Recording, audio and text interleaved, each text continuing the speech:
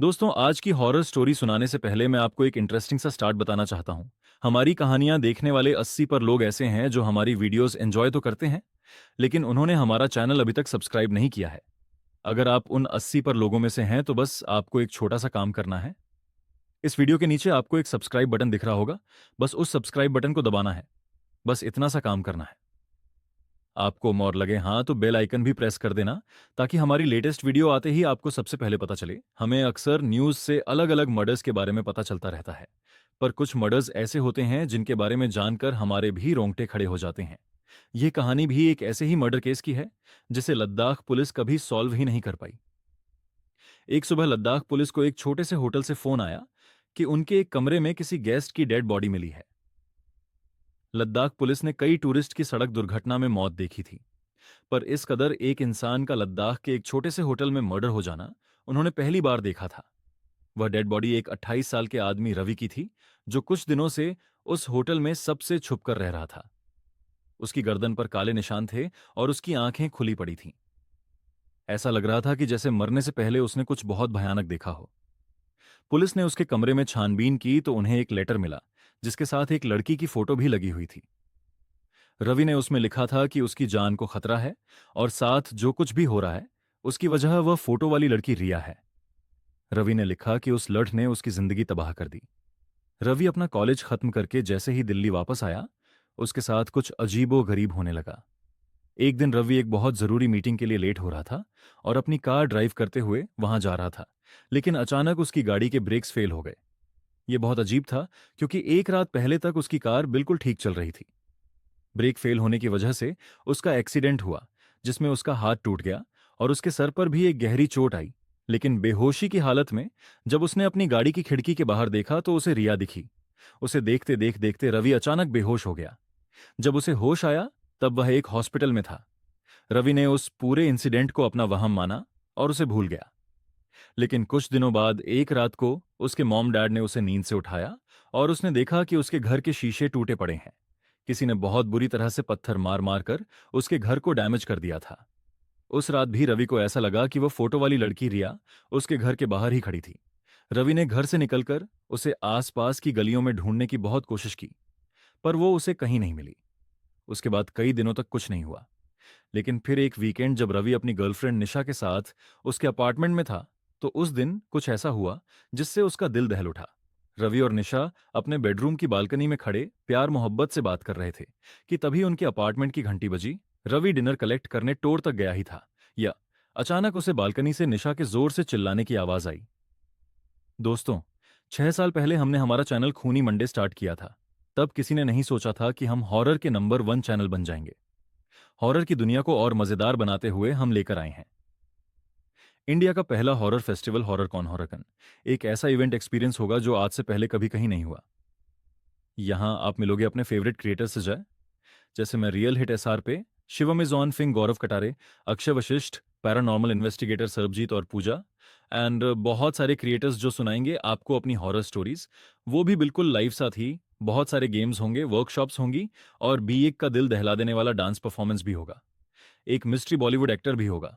तो आओ horror cone में हम सब मिलते हैं, फोटो वोटो खिंचवाते हैं साथ में और खूब सारी मस्ती करते हैं। जल्दी से अपने टिकट्स बुक कर दो, link in the pin comment. वो बालकनी की तरफ भागा, लेकिन तब तक काफी देर हो चुकी थी, क्योंकि निशा 4 फ्लोर नीचे जमीन पर खून से लथपथ बेजान पड़ी थी। उसने जब ध्यान से नीचे देखा तो रिया बेजान निशा के पास खड़ी ऊपर रवि को ही देख रही थी। रवि रिया की तरफ भागा, पर जैसे ही वो उसके पास पहुंचा, वह जैसे हवा में गायब हो गई। रवि निशा की मौत के सदमे से भी उभरा नहीं था कि 2 दिन बाद ही उसको खबर आई कि उसके घर में आग लग गई थी, जिसमें उसका पूरा घर जल गया। और तो और, उसके मॉम डैड भी उस फायर एक्सीडेंट में मारे गए। उसी वक्त रवि को एक अननोन नंबर से फोन आया, जिसके दूसरी ओर एक लड़की पागलों की तरह हंस रही थी। और को उसकी आवाज से समझ आ गया कि वो लड़की और कोई नहीं बल्कि रिया ही थी, और तभी फोन कट गया। रिया और रवि कॉलेज में एक दूसरे से बहुत प्यार करते थे, लेकिन कॉलेज खत्म होने के बाद रवि ने रिया से ब्रेकअप कर लिया था और तब से ही उसकी लाइफ उथल पुथल हो चुकी थी। रवि जब दिल्ली पुलिस के पास गया और उन्हें बताया कि यह सब रिया का किया धरा है और वह रवि से ब्रेकअप का बदला ले रही है, तो पुलिस ने की इस बात पर ज्यादा ध्यान नहीं दिया। रवि ने अपने लेटर में लिखा था कि दिल्ली पुलिस रिया के साथ मिली हुई थी। पुलिस ने रवि की गर्लफ्रेंड और उसके मॉम डैड को खोने की वजह से कोर्ट में एक डॉक्टर से साबित करवा दिया कि रवि अपना मानसिक संतुलन खो चुका है और उसे पागल खाने भिजवा दिया गया। पर उस पागल खाने में भी रिया ने रवि का पीछा नहीं छोड़ा। रवि ने लेटर में लिखा कि वह उसके कमरे में हर रात चूहे छोड़ देती थी जो उसे रात भर सताते थे। काफी दिनों तक यह सब सहने के बाद रवि को यकीन हो गया था कि पागल खाने में भी कोई रिया से मिला हुआ है। एक दिन मौका देखकर रवि वहां से भाग गया और सबसे दूर सीधा लद्दाख आ गया। रवि ने उसके लेटर के एंड में लिखा कि रिया लद्दाख में भी उसे हर रोज दिखती है और अगर उसके साथ कुछ भी हुआ तो उसकी जिम्मेदार सिर्फ रिया ही होगी। लद्दाख पुलिस ने लेटर तो पढ़ा, लेकिन उसके बाद उनके लिए वह केस और भी ज्यादा कॉम्प्लिकेटेड हो गया, क्योंकि फोरेंसिक रिपोर्ट के मुताबिक किसी और ने नहीं बल्कि रवि ने खुद ही अपने हाथों से अपना गला दबाकर अपनी जान ली।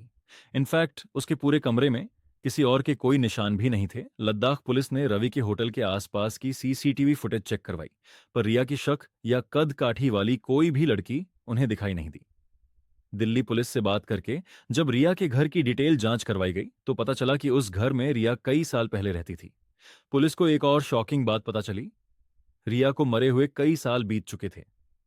रिया की बेस्ट फ्रेंड ने पुलिस को बताया कि रिया बहुत टाइम से डिप्रेशन में थी और धीरे धीरे उसकी तबीयत इतनी खराब हो गई कि कमजोरी की वजह से उसकी मौत हो गई। लेकिन रिया के डिप्रेशन में जाने का कारण कोई और नहीं बल्कि रवि ही था। रिया बहुत ही अच्छी लड़की थी और एक होनहार स्टूडेंट थी। रवि रिया से प्यार का ढोंग करके उससे अपने एग्जाम्स लिखवाता था और उसे यूज करता था। एक बार रिया ने रवि को किसी और लड़की के साथ उसे चीट करते हुए पकड़ लिया था और इसीलिए उसने रवि से ब्रेकअप कर लिया। लेकिन रिया रवि से बहुत प्यार करती थी, इसलिए ब्रेकअप के बाद वो डिप्रेशन में चली गई ना। वो कुछ खाती पीती थी, ना वो किसी से बात करती थी, बस उदास रहती थी।